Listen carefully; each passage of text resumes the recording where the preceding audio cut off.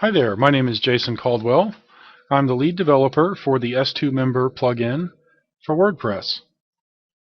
Alright, I'm just doing another video here covering a topic that's been raised in the forums for s2Member.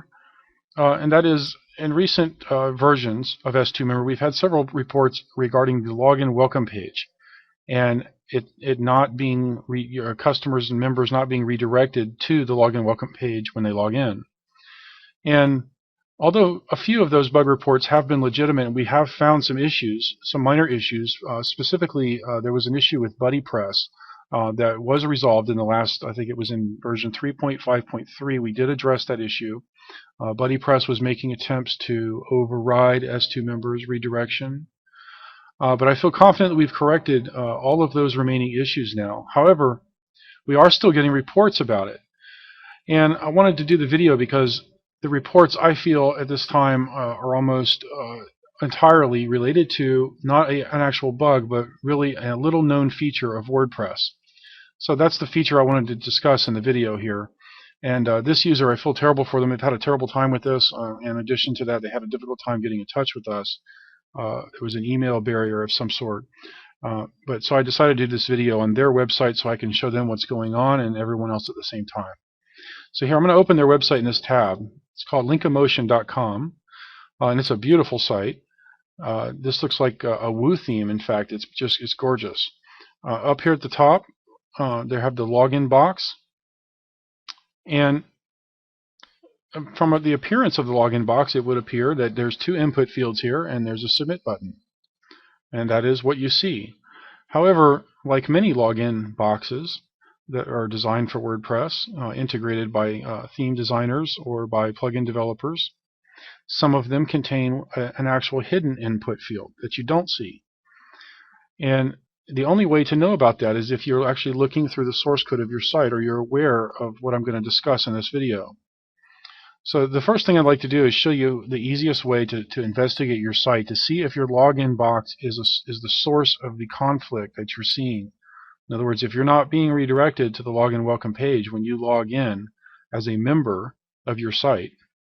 Okay, now if you log in as an administrator, you're not supposed to be logged in. You're not supposed to be redirected to the login welcome page. That's the intended functionality. But if you're logging in as a member or a free subscriber, you should be. So if you're not, I recommend Firebug. If you just search Google for Firebug, you'll see there's a site called getfirebug.com. It installs into Firefox. Very simple to use.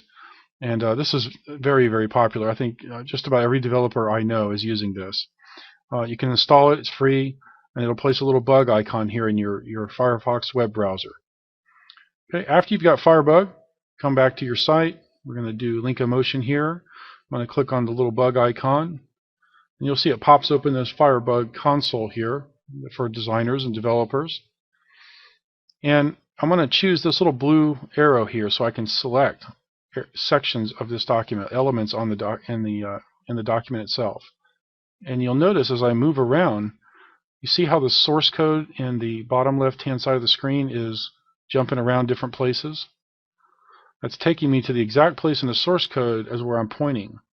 So that's pretty simple. And what I want to do is I want to investigate this form, this login panel, somewhere right around the submit button. Sometimes it's right around the top of the form up here somewhere.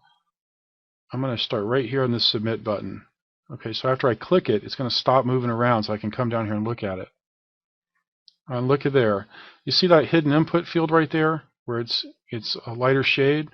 That indicates that the field has been hidden, and it's got a redirect to variable there. And look at the value of it. See how it's set to the home page for the site? All right, so this is a little known feature. It's built into WordPress. Part of the core framework is this redirect to variable can be specified or not, but if it's specified in a login form, then you can override all other aspects, including all plugins, all themes, and it will redirect to the exact URL that's specified when this variable exists.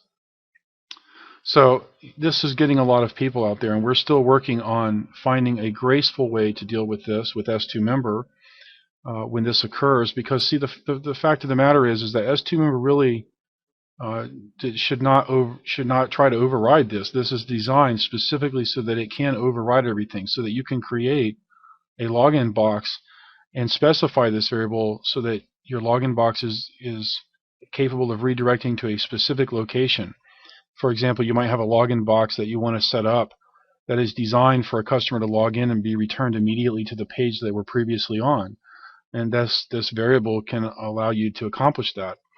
So we'll continue to look for those solutions. In the meantime, the solution here, in the case of this site, would be for the site owner to go through their theme files and search for redirect to and find it. And you can either just change this value to nothing, that should do the trick, okay, or you could just take out that whole line, that whole input tag.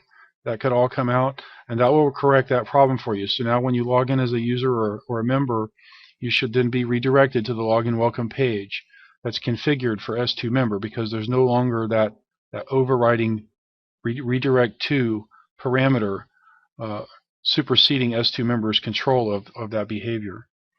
Okay, so I'm going to go ahead and post this in the forum on this thread, and I'm also going to place it into this. If you go to the s2Member forum here, you'll see there's a subforum for common questions, problems, and tips that Christian set up, and I'm going to go ahead and paste it in there as well. And hopefully this will help you guys. In the meantime, we're open to any suggestions that anyone has on how to resolve this once and for all. Maybe not have people going through some of the headaches with their themes. Christian suggested possibly that we try to detect it and show the site owner a warning in the dashboard.